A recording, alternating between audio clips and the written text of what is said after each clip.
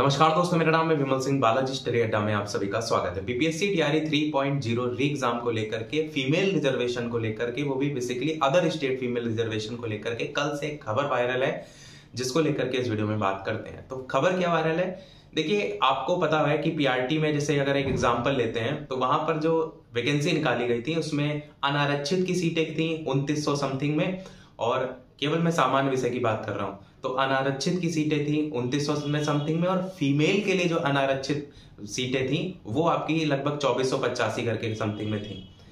तो जो बात यहाँ पर वायरल की जा रही है वो ये कहा जा रहा है कि जो अदर स्टेट की फीमेल कैंडिडेट हैं वो फीमेल के लिए जो रिजर्व सीटें हैं उसमें फाइट नहीं करेंगी, केवल और केवल अनारक्षित की सीटें में फाइट करेंगी, जिसमें मेल कैंडिडेट भी फाइट करते हैं। ऐसा क्या कुछ सच है?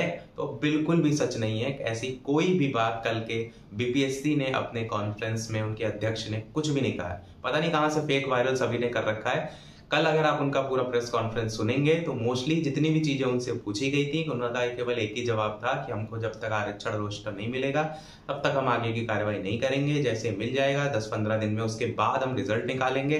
बाकी जो न्यूज 18 के संवाददाता हैं उनके द्वारा इस बात को बाद में क्लियर भी किया गया है कि दुर्गा पूजा के बाद ही रिजल्ट आपको देखने को मिल सकता है, उससे पहले की संभावनाएं जो है वो नहीं बन रही है। वही चीजें देखने को मिली थी। अभी कहां से किसने वायरल किया है वो तो वही जाने जिसने वायरल किया है, फेक न्यूज है। अब ये कारण ये है कि इस चीज को लेकर के बात उठी क्यों। अगर कोई उठ रही है, वायरल हो रही है, तो उसका भी आधार समझिए। आधार उसका ये है, वो है सीटेट में 90 नंबर से कम नंबर वाले। अगर आपको पता होगा टीआरई 1-2 में क्या हो रखा है हाल, कि जितने भी आपके 90 नंबर से कम वाली अदर स्टेट की फीमेल कैंडिडेट थी उनको बाहर किया जा रहा है। लगातार लिस्ट निकली है और लिस्ट निकल रही है 90 से कम वालों का। इसका सीधा सा मतलब क्या है कि उनको रिजर्वेशन नहीं दिया जा रहा है। 90 नंबर वाला जो सीटेट वाला है, पर क्या उनको सीटों में रिजर्वेशन नहीं दिया जा रहा है? ऐसा कहीं कोई बाहर नहीं हो रहा है, क्योंकि टीआरई 1-2 में ऐसे कितने ही अदर स्टेट के फीमेल कैंडिडेट का सिलेक्शन हुआ है, जो कि फीमेल की जो रिजर्वेशन वाली जो कट ऑफ अलग से जाती है उसी के आधार पर उनका सिलेक्शन हुआ है। अगर आपको डाउट हो तो एक आरटीआई में भी जानकारी कक्षा 6 से 8 को लेकर के मांगी गई थी, जिसमें भी ये सारी चीजें क्लियर की गई हैं कि अदर स्टेट की जो फीमेल हैं उनका कितने फीमेल की जो अनारक्षित सीटें हैं उस पर भी मतलब सिलेक्शन हुआ है, और जो अनारक्षित ओवरऑल होती है जिसमें मेल भी फाइट करते हैं उन पर भी सिलेक्शन हुआ है। तो ऐसा नहीं कि टीआरई 1-2 से उनको निकाल दिया गया, केवल जो निकाला जा रहा है वो सीटेट के बेसिस पे निकाला जा रहा है। तो सीटेट वाला उनको आरक्षण नहीं मिल रहा है, बाकी जो रिजर्वेशन वाली सीटें उनका आरक्षण जो है उसको मिल रहा है।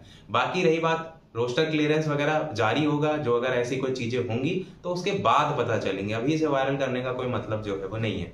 तो समझ गए मेरा कहने का क्या मतलब है। जो फीमेल के लिए रिजर्व सीटें हैं उस पर अदर स्टेट की फीमेल कैंडिडेट फाइट करेंगी।